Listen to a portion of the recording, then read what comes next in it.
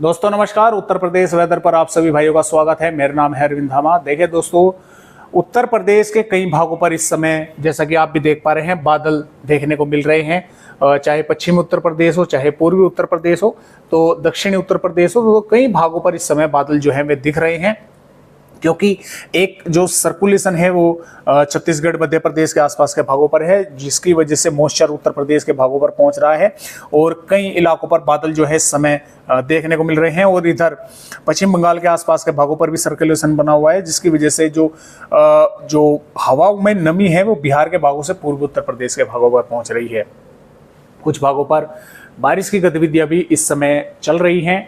और बात करें यहाँ पर 23 जून की, तो 23 जून में भी कुछ भागों पर उत्तर प्रदेश के बारिश होने के आसार है। कई इलाकों पर बादलों की आवाजावी वो लगी रहेगी और कुछ भाग ऐसे भी रहेंगे जिन पर मौसम पूरी तरह से साफ रहेगा। हल्के फुल्के बादल आते जाते देखने को मिल सकते हैं। बात करें अगर मानसून की, तो देखिए मानसून अभी आगे उत्तर प्रदेश के भागों पर नहीं बढ़ा है और कम से कम देखिए अगले 36 घंटों के दौरान तो उत्तर प्रदेश के भागों पर मानसून के काफ़ी कम आगे बढ़ने की संभावनाएं हैं।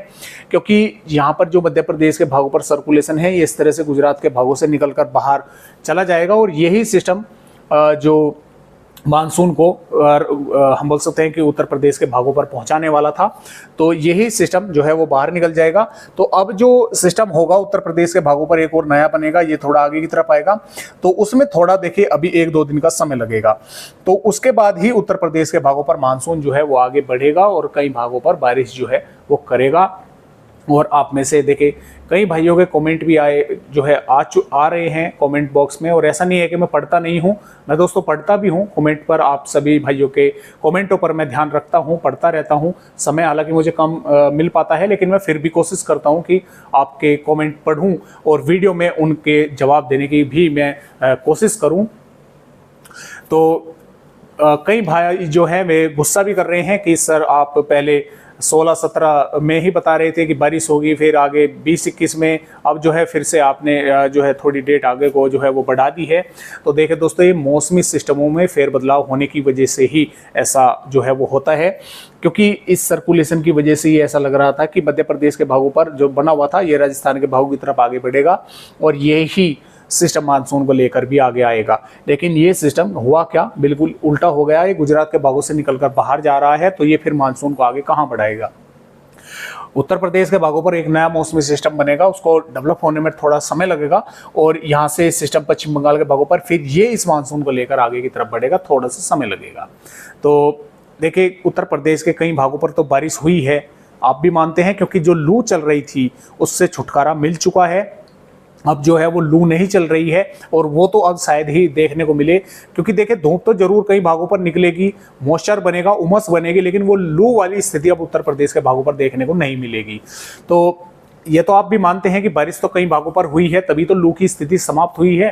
तो जो बारिश है उसमें देखिए थोड़ा सा यानी कि जो जिले अभी भी रह गए हैं, बारिश उन पर अच्छी नहीं हुई है, लगातार इंतजार है अच्छी बारिश का, तो थोड़ा सा आपको इंतजार जो है वो करना होगा। तभी जो है उत्तर प्रदेश के भागों पर मानसून भी काफ़ी तेज़ी के साथ आगे बढ़ेगा और कई भागों पर बारिश जो है वो करेगा। तो आइए देखते हैं कि फिलहाल क्या क्या वेदर सिस्टम है और किस तरह से मौसमी सिस्टम जो है वे उत्तर प्रदेश के भागों पर मौसम 23 जून में रहेगा और आगे तक जो है जुलाई तक जो है देखने की कोशिश करेंगे किस तरह से उत्तर प्रदेश के भागों पर मौसम रहेगा। तो फिलहाल दोस्तों ये जो वेदर रिपोर्ट है, जैसे कि आप सभी जानते हैं कि 23 जून की है और 23 जून में इसमें होगा क्या कि जो पश्चिमी उत्तर प्रदेश के भाग हैं, इसमें पीलीभीत, लखीमपुर खीरी, बहराइच, श्रावस्ती, बलरामपुर, सिद्धार्थनगर, महाराजगंज, कुशीनगर के भागों के साथ साथ इसमें सीतापुर, शाहजहाँपुर, हरदोई, लखनऊ के भागों के साथ साथ बाराबंकी, गोंडा, सिद्धार्थनगर, संत कबीर नगर, गोरखपुर और अयोध्या, अम्बेडकर नगर, आजमगढ़, गोंडा से लगाकर और बलिया, गाजीपुर, वाराणसी, चंदौली, सोनभद्र, मिर्जापुर, संत रविदास नगर, प्रयागराज, जौनपुर, प्रतापगढ़, कौशाम्बी, चित्रकूट, बांदा, फतेहपुर के आसपास के भाग हैं।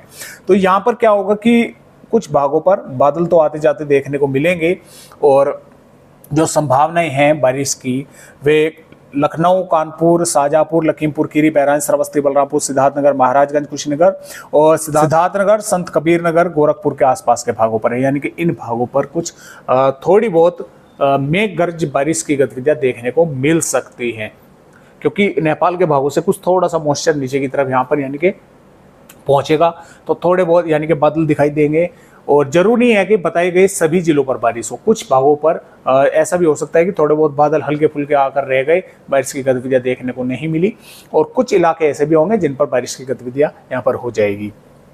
ललितपुर झांसी से लगाकर मोब्बा, हमीरपुर, बांदा, चित्रकूट के भागों पर, कानपुर देहात, फतेहपुर, जालौन, इटावा के भागों पर भी थोड़े बहुत बादल दिखाई दे सकते हैं। हालांकि संभावना यहाँ पर बारिश की काफ़ी कम है, और यही संभावना इस तरह से बांदा, चित्रकूट और प्रयागराज, मिर्जापुर के भागों पर भी काफ़ी कम नजर आ रही है।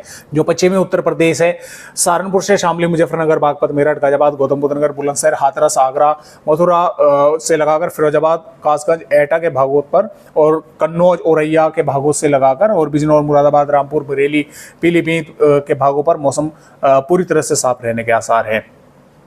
लेकिन मुरादाबाद से और बरेली, पीलीभीत के कुछ भागों पर थोड़े बहुत बादल आ सकते हैं, एक दो भागों पर छुटपुट वेदर एक्टिविटी कर सकते हैं। और जो इधर के भाग है यहाँ पर पूरी तरह से मौसम साफ रहेगा, लेकिन हल्के फुल्के बादल यहाँ पर भी दिखाई दे सकते हैं। लेकिन बारिश की जो संभावना है वो काफ़ी कम है पश्चिमी उत्तर प्रदेश के, जो खास तौर से हरियाणा और दिल्ली से सटे हुए जो भाग है यहाँ पर काफ़ी कम संभावना है। लेकिन फिर भी कुछ थोड़े बहुत बादल आकर छुटपुट वेदर एक्टिविटी कर सकते हैं या बादल दिखाई दे सकते हैं। इस तरह की संभावना उत्तर प्रदेश के भागों पर हमें नजर आ रही है आने वाली 23 जून में। 24 जून में भी उत्तर प्रदेश के देखें जो बादल है मॉइस्चर वो नीचे तक आएगा, तो कई भागों पर बादल दिखाई देंगे। और जो पूर्वी उत्तर प्रदेश के भाग है, महाराजगंज, कुशीनगर, देवरिया के आसपास के भागों पर काफ़ी तेज बारिश होने की संभावना यहाँ पर बनेगी। तराई वाले भागों पर भी बारिश होने की संभावना बनेगी। पश्चिम उत्तर प्रदेश के कुछ भागों पर बादलों की आवाजाही रहेगी, तो मौसम में यानी कि परिवर्तन होने के आसार है। और जो मानसून है दोस्तों यहाँ पर 25 जून में आगे बढ़ने के आसार हैं उसके, और उत्तर प्रदेश के कई भागों पर जैसा कि आप भी देख पा रहे हैं मध्यम से तेज बारिश होने की संभावनाएं हैं। और पश्चिमी उत्तर प्रदेश के भी मध्य भागों तक कई इलाकों पर तेज बारिश होने की संभावनाएं बनेगी। और इसके अलावा 26 जून में भी उत्तर प्रदेश के कई भागों पर मध्यम से तेज बारिश होगी। सिर्फ पश्चिमी उत्तर प्रदेश के कुछ जिले ऐसे रहेंगे जिन पर मौसम साफ रहेगा, अन्यथा पूर्वी उत्तर प्रदेश और मध्य भागों तक अच्छी तेज बारिश होने के आसार हैं। यहाँ पर 27 जून में भी उत्तर प्रदेश के कई भागों पर अच्छी तेज बारिश होगी। 28 जून में भी अच्छी तेज बारिश के आसार हैं। 29 जून में भी काफ़ी अच्छी बारिश उत्तर प्रदेश के भागों पर होगी। और 30 जून में भी अच्छी तेज बारिश उत्तर प्रदेश के भागों पर होगी। और आने वाली 1 जुलाई में भी उत्तर प्रदेश के कई भागों पर अच्छी बारिश होने के आसार हमें नजर आ रहे हैं, यानी कि ज़्यादातर भागों पर ही बारिश होने की संभावनाएं हैं। तो इस तरह से उत्तर प्रदेश पर बारिश होने की संभावनाएं जो हैं वो हमें नजर आ रही है। तो फिलहाल आज की इस वीडियो में बस इतनी जानकारी, एक नई अपडेट के साथ आप सभी भाइयों से फिर मिलता हूं। तब तक के लिए नमस्कार।